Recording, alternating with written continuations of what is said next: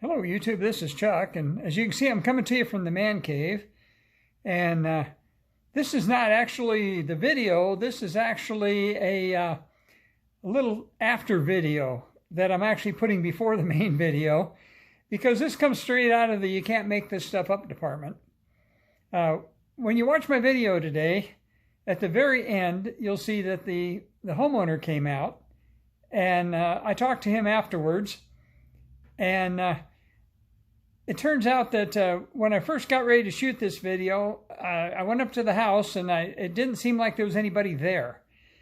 And didn't have any dogs bark or anything like that. So I kind of assumed that there wasn't anybody there. Well, in the process of filming the video, the homeowner saw me out there. And ironically, he knew who I was, and he's seen some of my videos. And so... And of course, I talk pretty loud when I talk to the camera. And so he came out, and turns out he's a really nice guy. His name is Scott. And he's lived in that house for a couple of years. He was a little bit familiar with the story. But it was just amazing that he came out, and he made it a point not to interrupt me while I was talking to the camera. And but after I got done filming the main video, which will come up here in a second, he invited me in the house, and I clarified some stuff on the story and told him the story. And the access to the basement actually isn't inside the front door, like I said. It's actually inside the right garage door. But other than that, it's been years since I've been in that house, so my memory is a little fuzzy in that regard. But yeah, even some of the beams down there in the utility room, you can actually see the dark from the flash burn back when that happened. And we actually went down and looked at that and had a nice visit with him. So I'm sure he'll be watching that. So Scott, thank you very much for your hospitality, and thank you for allowing me to show your house and tell this story. Because even though it happened a long time ago, it's something that could happen tomorrow again, and comes under the same heading as what I always say: when the fire guys go to work in the morning, they never know what's going to happen that day. And I thrived in that atmosphere, and not everybody does. So go ahead and watch the main video, and we'll get back with you here in a little bit. Well, good afternoon, YouTube. This is Chuck.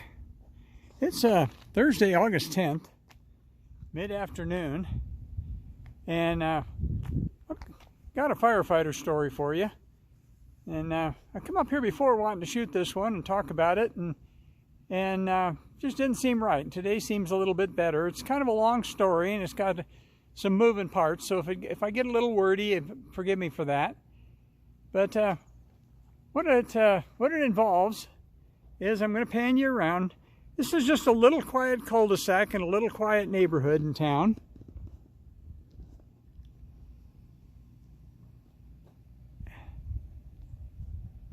And it involves this house right here. Now, the call happened in the early 80s. I'm going to get back around so I can talk to you. The call happened in the early 80s, probably 82, maybe 81. But at the time, we didn't have any shift people at the station. And I was a full-time fire chief, and I was the only paid employee. And so we got a call one morning for a burn injury. Somebody that got burned in some type of an explosion. And so there happened to be one of the other volunteers and I were at the station. And in those days, we ran a little one-ton rescue truck called, appropriately, Rescue 1. And so Rescue 1 was dispatched up, actually not to this address. They were actually dispatched to the little A-frame down here at the end of the cul-de-sac for a burn injury. Well, we responded. And as I pulled into this little cul-de-sac, I'm going to spin you around so I can show you what I'm talking about. As we pulled into this little cul-de-sac right here, we looked over, and this house was on fire. Okay, we weren't dispatched to this. We weren't told that there was a fire. We were told that there was a burn victim. Well, the burn victim was down at that little A-frame down there at the end of the cul-de-sac. Now, this house was not there yet, this house was not there yet, and this house was not there yet. The only house that was here on this cul-de-sac was that little A-frame, And then this one was under construction, was almost done. So the other firefighter and I, he was a volunteer, his name was Bevan. And Bevan and I pulled into the cul-de-sac here with the rescue truck, saw the house was on fire, got on the radio, and called for a structure assignment for the house. And then we went down and made contact with our patient down here. Well, the people that lived in the house at the time, and remember this was a long time ago, and probably none of those people are even still alive anymore. So let me get back in front of you so I can talk to you. The people that were there, we had a guy that was in his probably mid-30s, the patient, and they had put a clean sheet over him, and they were wetting him down with a garden hose, which under the circumstances was the absolute best thing they could have done for him. So anyway, I talked to him, I introduced myself, I asked him what his name was, said his name was Ernie. So I asked him to pull the sheet off so I could see how badly he was burned. And he pulled the sheet off of over his head and shoulders, and I saw that he had full thickness burns throughout everything I could see. I asked him how much of his body looked that way. He said all of it. Well, I'm going to go back around here, and I'm going to lean back up against my truck because this is a long story, and I want to figure out a way to keep the camera steadier than I can do when I'm holding it out like this. So let me come up and steady it on the back of my truck. There we go. We'll try this, see if this works. Anyway, well, Ernie had full thickness burns. I remember taking one look at him, and the first thought that went through my mind was that he was going to die. And nobody can survive burns that bad. All the skin was burned off him. He looked like a saddle. He had no hair, and his eyes were glazed over. His eyes had been burned. They were cloudy from being hot. I asked him what had happened, and he told me, and I'll get back to that part about it. But anyway, ambulance came. We loaded him up. We were not paramedics at the time. He was not having a lot of pain, which is normal for a burn injury like that, because it burns off all your nerve endings. And the only place that he did not have full thickness skin burns was the bottom of his feet and his groin area. The whole rest of his body, his clothes had been burned off of him. Pretty serious situation. Well, he was scared. He knew he was seriously injured, and he kind of hooked on to me. And he couldn't see, and so every time he had a concern, he's Chuck, what's going to happen to me? Well, you know, you can't lie to people. You got to tell them the truth. The only thing I could tell him was, everybody's going to do everything we can for you, but you're seriously burned. So the ambulance showed up. We got him loaded up. Like I say, nobody were paramedics at that time. We were all emergency medical technicians. We couldn't start IVs. We couldn't do anything like that they can do now. And so we transported him down to our local hospital, which our local hospital, you know, this is early 80s, this is a long time ago. And our local hospital was like a lot of rural local hospitals. We had an emergency room. We did not have emergency room doctors. They actually used the local physicians, and they kind of took turns being the on-call doctor. And so the doctor that came in turned out to be my family doctor. I'm just going to call him Dr. Mike. Well, Dr. Mike turned out to be the ER doctor, had no former ER doctor training. Well, he got Ernie in the emergency room, and they got IVs started. And he started talking about getting a room set up for him. Well, I knew better than that, and so I got a little concerned. I asked Dr. Mike, and he knew me because I was his patient, and I asked him to step out in the hall. And when he stepped out in the hall, I told him, I said, you know, you're the doctor, but I want to tell you this guy's bad. This is life-threatening, and the only chance he's got is to get him to the burn unit in Phoenix. You know, otherwise he's probably going to die anyway, and the burn unit's his only chance. You need to call a helicopter for him. Well, we had a helicopter pad, but we didn't have a helicopter based here like we do now. Now there's two of them. But I thought Dr. Mike might get mad at me because I was kind of treading on his territory, but he didn't. He realized I was right. Or he asked, and we said, well, he doesn't have any pain. And I said, it's because he doesn't have any nerve endings. And so Dr. Mike immediately went back in there and told the nurse to call a helicopter. Well, the helicopter came, and every time Ernie got concerned, he'd call out for me. Chuck, where are you? Chuck, are you here? Well, I stayed with Ernie right up until the time they loaded him in the helicopter. And the helicopter lifted off. I watched it go. And they took Ernie to what was then called Maricopa Medical Center burn unit, the only burn unit still in the Phoenix area. It's called something different now, but that's what it is. And Ernie lasted 8 days, and he ended up dying from his burn injuries. They did everything they could for him, but he was just injured too seriously. Now that was, I was with the fire department here for 26 years. That was the only burn fatality that we had in my entire 26-year stint here, in my career here. Now they've had them since then. I retired from here 25 years ago, and they've had them since then.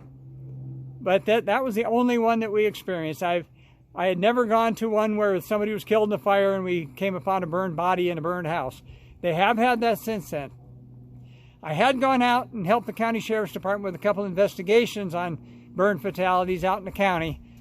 But in my jurisdiction, that was the only burn fatality that we had in my 26 years here. 22 of them as fire chief. So that's that part of the story.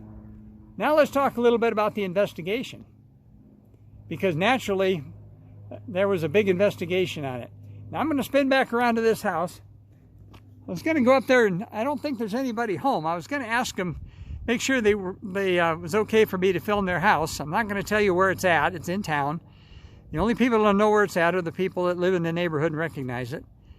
But as I said, the house was under construction at the time.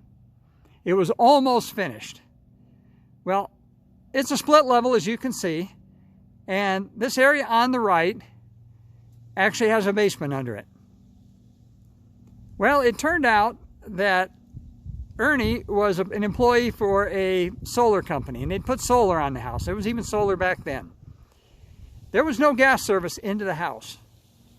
But Ernie came up here to hook up the solar stuff. Well, he walked in the front door, and there's a stairway right to the side that goes down into the basement. And he went down there, took a look at what he needed to do, and standing at the base of the stairway, and it's only like 5 or 6 stairs, at the base of the stairway, he lit a cigarette. Well, when he lit a cigarette, it ignited a buildup of gas fumes.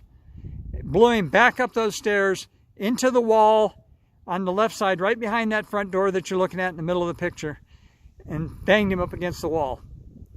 Well, it knocked the wind out of him, and that torching effect burned him very badly, but when it knocked the wind out of him, he didn't breathe. If he would have inhaled that superheated air, he'd have probably died right there. But he was able to walk from the front door. He was the only one here. As I said, that house wasn't here yet. There were some people down at this A-frame house, and he walked down there and talked to them. And of course, that was before everybody had cell phones and everything we have now. So the investigation, we had propane in the basement, right? Well, we theorized that it had a gas thing of some kind, but when we started our investigation, you couldn't smell anything. And there was no gas service to the house. It was all electric. So let me walk over here, and I'm going to tell you what happened. This little quiet cul-de-sac here is off. This is a longer cul-de-sac, but neither one of them are arterial streets. They're both neighborhood cul-de-sacs. This one goes up there quite a ways and ends, but there's a propane gas line in the road right here. Well, in the process, apparently, way back when they put the subdivision in, somebody or other put a sharp rock on top of that gas line to hold it in place. They're a plastic line, and they come on big reels, and they have a tendency to try to reel back up again when you put them in ditches. So what they were supposed to do is they were supposed to, what they call, shade them with pea gravel to protect them. But a lot of times they kept trying to curl back up. So they put a rock on them to hold them down and hold them into place, with the idea being they're supposed to take the rock off when they took the pea gravel off. Well, the sewer tap and everything, and the underground electric for this house came right off the line right here. In fact, I'll walk up here. You can see the meter on the side of the house. All right. Well, that's where all the utilities go in, including the sewer. Well, apparently, what had happened was that gas line had been leaking under the ground. Now, we have underground pipe propane. We're one of 3 communities in Arizona that have underground pipe propane. I'm going to turn back around so I can talk to you again. Well, the thing about it's not natural gas. We don't have natural gas here. I don't know if the light's right on this or not. It doesn't look right. Forgive me, I'm doing this. I always tell you I'm doing this with a phone. I'm going to go back over here where the truck's at. But we have underground pipe propane. Well, the difference between propane and natural gas is that propane is twice as heavy as air. Natural gas is half as heavy as air. So if you have a leak in the ground with natural gas, it's going to work its way up to the surface, and then it's going to dissipate into the air. Propane will stay under the ground until something forces it out.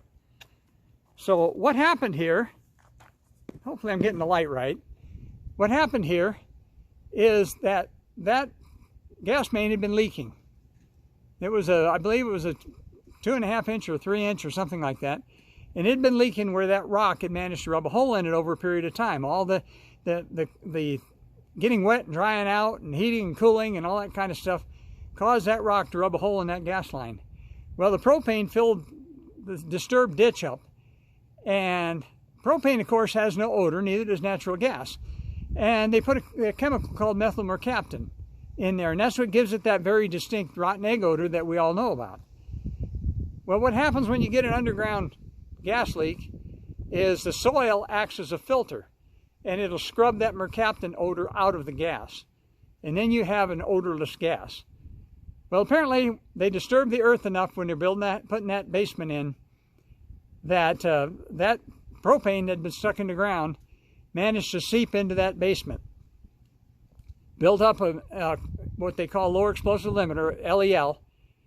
It built up a quantity of it, so there was gas down in that basement.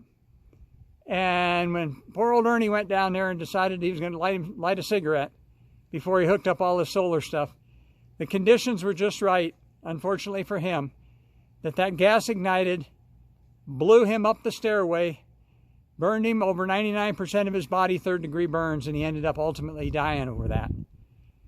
This is the first take on this, and I did better than I thought I would. I'll have to check it and see how the lighting goes.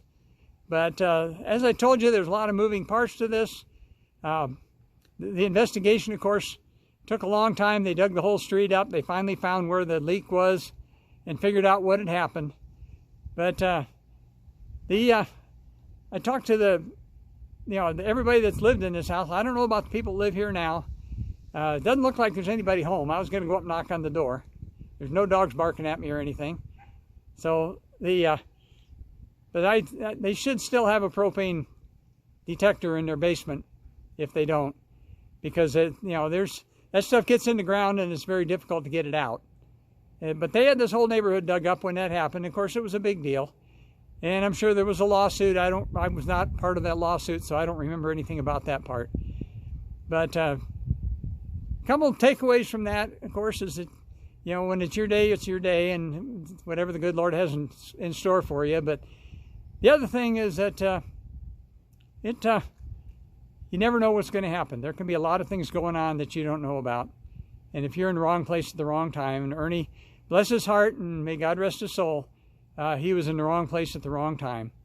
So that's another one of my little firefighter stories, kind of a long one, but as I told you, it had a lot of moving parts. So as I always tell you, take care of each other, love each other, take care of yourself.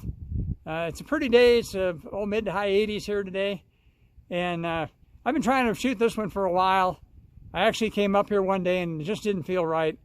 So for right now, I'm going to tell you, I'm going to spin it back around, give you one more look at the house. And here's the gentleman. I'll tell him what I'm doing so he'll know. And if you don't see this... I know what you're doing, and I knew about it. Okay, so I'm going to tell you goodbye for now. I'll catch you on the next one.